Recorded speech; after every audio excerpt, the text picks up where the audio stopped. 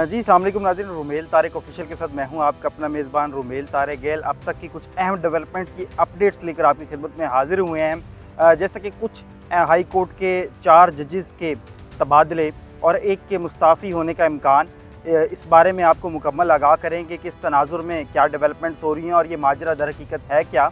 इसी के साथ साथ 27वीं तरमीम, जिसके आजकल बहुत ज़्यादा चर्चे हैं और बहुत ज़्यादा बाज़ गश्त में हैं,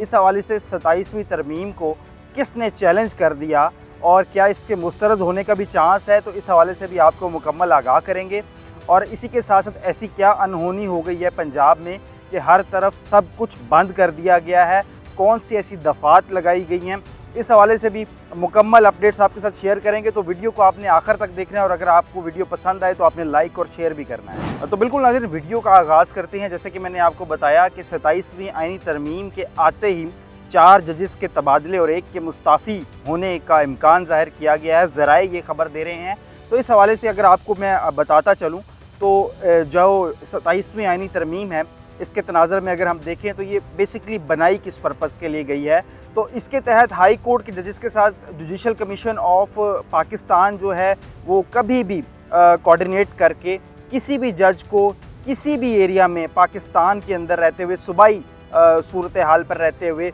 कहीं भी तबादला कर सकता है। तो इस हवाले से जहां कुछ तज़ाद भी पाए जा रहे हैं, मगर गवर्नमेंट का मौक़िफ़ मैं अगर आपको बयान करता जाऊँ तो गवर्नमेंट का मौक़िफ़ ये है कि इस 27वीं तरमीम के स्पेसिफ़िक चीज़ को इम्प्लीमेंट करने के बाद जुडिशल कमीशन ऑफ पाकिस्तान एक नई तर्ज पर काम करेगा और इसकी एक नई अहमियत उजागर होगी। इस बेंच की नई तश्कील दी गई, इसमें जस्टिस मुनीब अख्तर साहब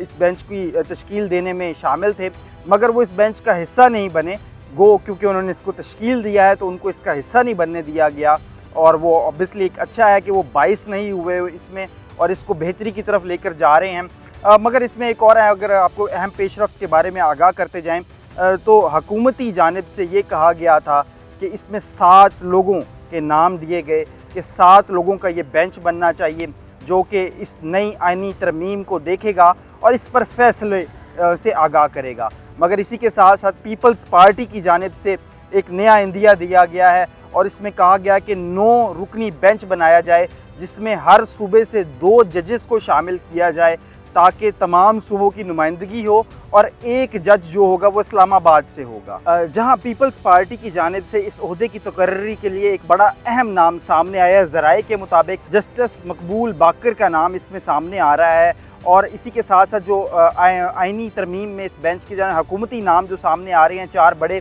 उसमें अगर नाम बता दूँ तो justice Saeed Hasan, justice Azhar Rizvi, justice Musarrat Hilali, justice Aamir Farooq और जस्टिस अली बाकर नजफ़ी, जो कि मेरे ख्याल में किसी तारफ़ के मोहताज नहीं है। ये लाहौर हाई कोर्ट में भी रह चुके हैं और इसके बाद बड़े बड़े केसेस की भी ये पेशरफ्त को देख चुके हैं। ये तमाम जो गुलदस्ता है जजेस का, ये एक अपनी अहमियत का हामिल है और गो के इस आईनी तरमीम के तहत जो कि ये होने जा रही है, इसमें ये नाम दिए गए थे हुकूमती ओहदेदारान की जानिब, ये हुकूमती बेंच की जानिब से कि ये नाम होने चाहिए जस्टिस की जानिब से। मगर पीपी का, जैसे कि मैंने आपको बताया कि 9 जजेस को इसमें शामिल किया जाए, जो कि हर सूबे से 2 जजेस लिए जाएँ और एक इस्लामाबाद से, और इसकी तादाद 9 की जाए। वो कि इस पर अब पेशरफ्त हो रही है और इंशाल्लाह ये बेहतरी की तरफ जाएंगी चीज़ें, ये तो वक्त ही बताएगा। और गो के अब 2 हफ्ते के अंदर अंदर इस तरमीम की मंजूरी होनी है दोनों असम्बलियों से और इसको आगे पेशरफ्त किया जाना है, इम्प्लीमेंट किया जाना है। बाकी इसके असरात क्या आते हैं ये तो आने वाला वक्त ही बताएगा, मगर ये इस पेशरफ्त के हवाले से अब तक की कुछ अहम डेवलपमेंट्स थी जो हमने ज़रूरी समझा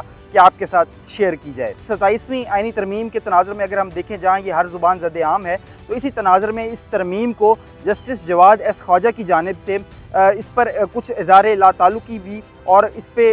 इसी हवाले से अगर देखा जाए तो इसको चैलेंज भी किया गया है जस्टिस जवाद एस ख्वाजा की जानिब से। और आर्टिकल 83/3 के तहत उन्होंने एक दरख्वास्त दायर की है और इस दरख्वास्त में जस्टिस साहब की जानिब से ये मौक़िफ़ इख्तियार किया गया है कि सुप्रीम कोर्ट का दायरा इख्तियार किसी और अदालत के तहत या यूज़ नहीं किया जा सकता, यूटिलाइज़ नहीं किया जा सकता, या किसी और फॉरम पे ट्रांसफ़र नहीं किया जा सकता। और इसी के साथ साथ अगर देखें तो उन्होंने इस्तदा की है कि इस तरमीम को कलअदम करार दिया जाए और जब तक ये दरख्वास्त उनकी, क्योंकि अब ज़ेर बहस आ चुकी है, तो जब तक इस पर कोई फ़ैसला नहीं आ जाता तो इस फ़ैसले को महफूज रखने के लिए या इसको सुनने के लिए सुनवाई तक 27वीं तरमीम को अभी इम्प्लीमेंट ना किया जाए, इस पर अमल दरामद को फिल फौर रोका जाए। अब एक जानिब जहां हाई कोर्ट 4 जजेस का बेंच बना रहा है और बीच में कुछ और तरमीम कर रहा है, और दूसरी जानिब सुप्रीम कोर्ट के साबिक रिटायर्ड जज इस पर इस्तदा दायर कर रहे हैं, तो ये दो बड़े इदारों में तसादुम की तरफ भी जाता हुआ ये 27वीं आईनी तरमीम नज़र आती है। खैर, ये तो वक्त बताएगा कि बेहतर किस तरफ जाती है या ऊँट किस करवट बैठता है। दूसरी एक अहम बड़ी खबर अगर आपको बताएं कि ऐसा क्या अनहोनी हुई कि जिसके तहत पंजाब में दफ़ा 144 नाफिज हुई है। जैसे कि आप जानते हैं कि गुज़िश्ता दिनों इस्लामाबाद के अंदर खुदकुश धमाका होता है और उसमें 12 लोग शहीद होते हैं और 20 से ज़ायद ज़ख्मी होते हैं। इसी के पेश नज़र पंजाब बार कौंसिल ने अपनी तमाम आज की सरगर्मियों को मुअत्तल किया है और शदीद एहतजाज का मुजाहरा करते हुए और सोग में रहने का आज इजहार किया है। नाज़रीन, इसी के पेश नज़र अब ऑब्वियसली हम बहुत पहले से आपको ये बाज़गश्त सुनाई दे रही होगी कि ऑपरेशन सिंदूर 2 जहां एक तरफ सरगर्म है और इंडिया के वाइस आर्मी चीफ की जानिब से भी ये बयान दिया गया है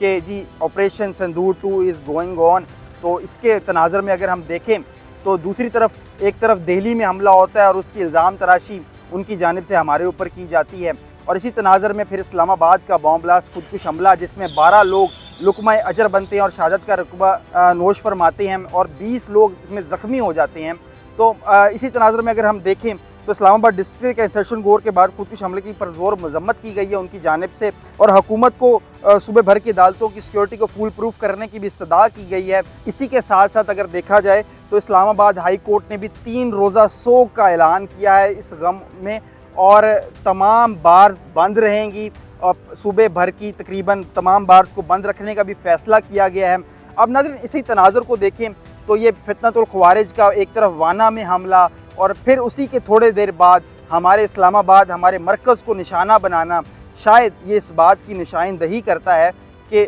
इंडिया अपनी दरअंदाजी से अभी तक बाज नहीं आ रहा और वो इस दर पे है कि कब कोई फॉल्स फ्लैग ऑपरेशन अपनी तरफ शुरू करे, जैसे दिल्ली का मंजर आपके सामने है, और दूसरी तरफ उन्होंने अपनी प्रॉक्सीज़ को यूज़ करते हुए यहाँ पर ख्वारजियों के ज़रिए हमारे मुल्क में एक्टिविटीज़ भी शुरू कर दी हैं। खैर, ये अब तक की कुछ अहम डेवलपमेंट्स थी जो हमने ज़रूरी समझा कि आपके साथ शेयर की जाएँ। अगर वीडियो आपको पसंद आई हो तो इसको लाइक ज़रूर कीजिएगा और शेयर भी ज़रूर कीजिएगा, और फिर हाज़िर होंगे मज़ीद इन्फॉर्मेशन के साथ किसी और वीडियो में। तब तक के लिए अल्लाह निगहबान।